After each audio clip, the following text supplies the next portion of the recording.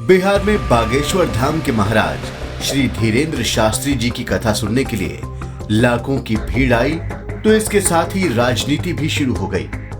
बागेश्वर धाम के महाराज श्री धीरेन्द्र शास्त्री के चमत्कारों पर बिहार के नेता और लालू प्रसाद यादव के बड़े बेटे तेज प्रताप यादव ने इशारों ही इशारों में सवाल उठाते हुए एक ट्वीट किया, जिसमें उन्होंने कहा कि उनका जन्म पूज्य देव राहा बाबा के आशीर्वाद से हुआ है और उनके पिता लालू प्रसाद यादव अक्सर पूज्य देव राहा बाबा के दर्शन के लिए जाया करते थे। इसके साथ ही पूज्य देव राहा बाबा के राजनेताओं से संबंधों को लेकर पूरे देश में चर्चा छिड़ गई है। ये भी कहा जाता है कि पूज्य देव राहा बाबा की आयु 250 साल से भी ज्यादा थी और उनके यहाँ कई वर्षों से देश के बड़े नेताओं का आना जाना लगा रहता था। आज द कर्मा आपको पूज्य देव राहा बाबा जी का आशीर्वाद लेने आने वाले उन नेताओं की लिस्ट बता रहा है जिन नेताओं को देव राहा बाबा जी का आशीर्वाद मिला था। लेकिन उससे पहले ये बता दें कि आज तक लालू प्रसाद जी ने कभी ये खुले तौर पर नहीं कहा है कि वो कभी देव राहा बाबा जी के दर्शन के लिए जाते थे। लेकिन ये भी सत्य है कि देव राहा बाबा जी के दर्शन करने के लिए जाने वाले नेताओं की लिस्ट बहुत लंबी है, जिनमें देश के पहले राष्ट्रपति स्वर्गीय राजेंद्र प्रसाद, पहले प्रधानमंत्री जवाहरलाल नेहरू और उनके पिता मोतीलाल नेहरू, पूर्व प्रधानमंत्री स्वर्गीय इंदिरा गांधी और राजीव गांधी का नाम भी शामिल है। ऐसा प्रसिद्ध है कि पूज्य देव राहा बाबा को खेचरी मुद्रा सिद्ध थी और वो बिना खाए पिए वर्षों तक रह सकते थे। लोगों का ऐसा भी दावा है कि पूज्य देव राहा बाबा जल के अंदर घंटों तक सांस लिए बिना रह सकते थे। पूज्य देव राहा बाबा उत्तर प्रदेश के देवरिया जिले में कई वर्षों तक मचान बना कर रहे और उनसे आशीर्वाद लेने के लिए कई प्रसिद्ध लोग हमेशा आते रहते थे। तो किन किन नेताओं को पूज्य देव राहा बाबा जी ने क्या क्या आशीर्वाद दिया, यही आज द कर्मा आपको बताने जा रहा है। इसलिए आपसे निवेदन है कि आप इस वीडियो को आखिर तक जरूर देखें। ब्रिटेन के राजा किंग जॉर्ज पंचम, ये एक ऐतिहासिक सत्य है कि ब्रिटेन के राजा किंग जॉर्ज पंचम, जिनका पूरी दुनिया में शासन था, वो भी पूज्य देव राहा बाबा जी की शरण में आए थे। साल 1911 में जब दिल्ली में किंग जॉर्ज पंचम का दरबार लगा था, तो वो पूज्य देव राहा बाबा जी के दर्शनों के लिए देवरिया पधारे थे। ब्रिटिश सम्राट के साथ उनके भाई भी थे जो संन्यास लेना चाहते थे, लेकिन देव राहा बाबा जी ने उन्हें संन्यास लेने से रोका और उन्हें विवाह करने की सलाह दी थी। किंग जॉर्ज पंचम अपने साथ पूज्य देव राहा बाबा जी की एक पेंटिंग भी लंदन ले गए थे। इस पेंटिंग को ब्रिटेन के हाउस ऑफ कॉमन्स में साल 1990 तक रखा गया था। हाउस ऑफ कॉमन्स भारत की संसद के लोकसभा की तरह ही है। किंग जॉर्ज पंचम साल 1911 में आए थे और पूज्य देव राहा बाबा जी ने साल 1990 में अपना शरीर छोड़ा था। जिस वक्त किंग जॉर्ज पंचम पूज्य देव राहा बाबा जी से मिलने आए थे, उस वक्त तक देव राहा बाबा जी काफी बूढ़े हो चुके थे। इसके बाद भी वो 90 साल तक पृथ्वी पर मौजूद रहे। इसी से आप पूज्य देव राहा बाबा जी की आयु का अनुमान लगा सकते हैं। भारत के प्रथम राष्ट्रपति श्री राजेंद्र प्रसाद, भारत के प्रथम राष्ट्रपति डॉक्टर राजेंद्र प्रसाद ने स्वयं अपनी जीवनी में लिखा है कि जब वो 5 वर्ष की आयु के थे, तो पहली बार वो अपने पिता के साथ पूज्य देव राहा बाबा जी के दर्शन के लिए गए थे। उस वक्त भी देव राहा बाबा जी की काफी उम्र थी। स्वर्गीय राजेंद्र प्रसाद ने लिखा था कि उनके पिता भी काफी कम उम्र से ही पूज्य देव राहा बाबा जी के दर्शन के लिए अक्सर देवरिया आते थे। भारत के पहले राष्ट्रपति राजेंद्र प्रसाद जी ने लिखा है कि उनके पिताजी ने उन्हें बताया था कि उस वक्त भी पूज्य देव राहा बाबा जी की आयु काफी अधिक दिखती थी। हम आपको बता दें कि डॉक्टर राजेंद्र प्रसाद का जन्म 1884 में हुआ था और पूज्य देव राहा बाबा जी ने राजेंद्र प्रसाद जी के जन्म के 105 वर्ष बाद साल 1989 में समाधि ली थी। अगर राजेंद्र प्रसाद जी ने उनसे 5 वर्ष की अवस्था में भी मुलाकात की थी, तो कम से कम 100 वर्ष पहले पूज्य देव राहा बाबा जी संसार में प्रसिद्ध हो चुके थे।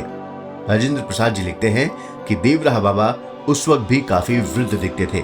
अगर ये मान भी लिया जाए कि जब राजेंद्र प्रसाद जी ने पूज्य देव राहा बाबा से उस वक्त मुलाकात की जब कम से कम पूज्य देव राहा बाबा जी की उम्र 50 साल रही होगी, तो इस हिसाब से भी पूज्य देव राहा बाबा जी की उम्र कम से कम 150 साल की तो जरूर ठहरती है। इसके अलावा राजेंद्र प्रसाद जी ने लिखा है कि उनके पिता भी अपने बचपन में देवराहा बाबा जी के दर्शन करने जाते थे। तो इस हिसाब से आप अनुमान लगा सकते हैं कि देवराहा बाबा जी की आयु 200 वर्ष के करीब हो सकती है। देश के प्रथम प्रधानमंत्री पंडित जवाहरलाल नेहरू। देश के प्रथम प्रधानमंत्री पंडित जवाहरलाल नेहरू जी को भी देवराहा बाबा जी के ऊपर बहुत श्रद्धा थी और वो अक्सर पूज्य देवराहा बाबा जी के दर्शनों के लिए आते थे और उनसे सलाह किया करते थे। एक पुस्तक के हवाले से यह बताया जाता है कि जब द्वितीय विश्व युद्ध में जर्मनी ने सोवियत संघ पर हमला कर दिया था, तब रूसी जनता के लिए जवाहरलाल नेहरू ने पूज्य देवराहा बाबा से प्रार्थना की थी।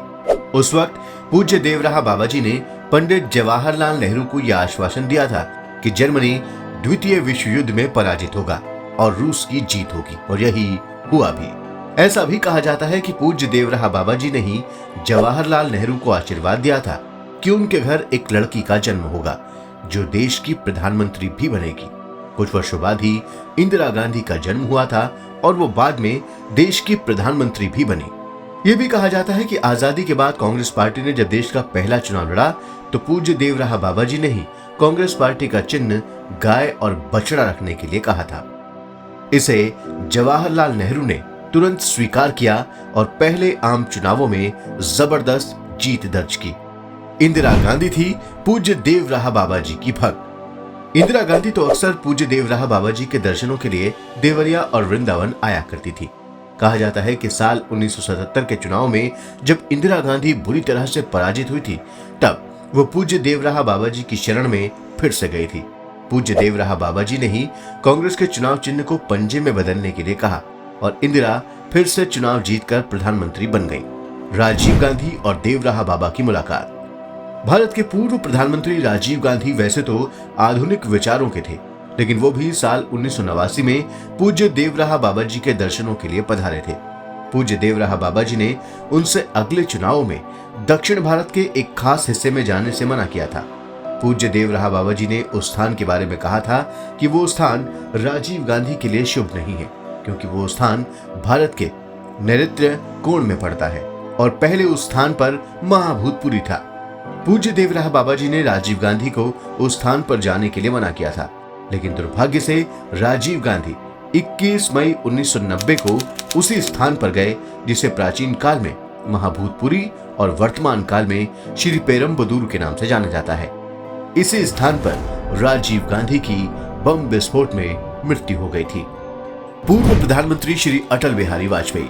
भारत के पूर्व प्रधानमंत्री श्री अटल बिहारी वाजपेयी भी पूज्य देवराहा बाबा जी के अनन्य भक्तों में से एक थे। वो अक्सर पूज्य देवराहा बाबा जी से आशीर्वाद लेने पहुंचते थे। ऐसा कहा जाता है कि पूज्य देवराहा बाबा जी ने ही उन्हें भी प्रधानमंत्री बनने का आशीर्वाद दिया था। पूर्व प्रधानमंत्री श्री चंद्रशेखर। हालांकि पूर्व प्रधानमंत्री श्री चंद्रशेखर सिर्फ 4 महीनों के लिए ही भारत के प्रधानमंत्री भी रहे थे, लेकिन उनके प्रधानमंत्री बनने के पीछे भी एक दिलचस्प कहानी है। स्वर्गीय श्री चंद्रशेखर जी बाबा देवराहा जी के अनन्य भक्त थे और वो भी अक्सर उनके दर्शनों के लिए देवरिया पहुंचते थे। एक बार देवराहा बाबा जी ने उन्हें प्रधानमंत्री होने का आशीर्वाद दिया तो चंद्रशेखर जी ने उनसे कहा कि वो तो कांग्रेस पार्टी में भी नहीं है और ना ही विपक्ष के ऐसे नेता हैं जिनकी सरकार आएगी, तो वो ही प्रधानमंत्री बनाए जाएंगे। लेकिन पूज्य देवराहा बाबा जी का वरदान तो अटल था।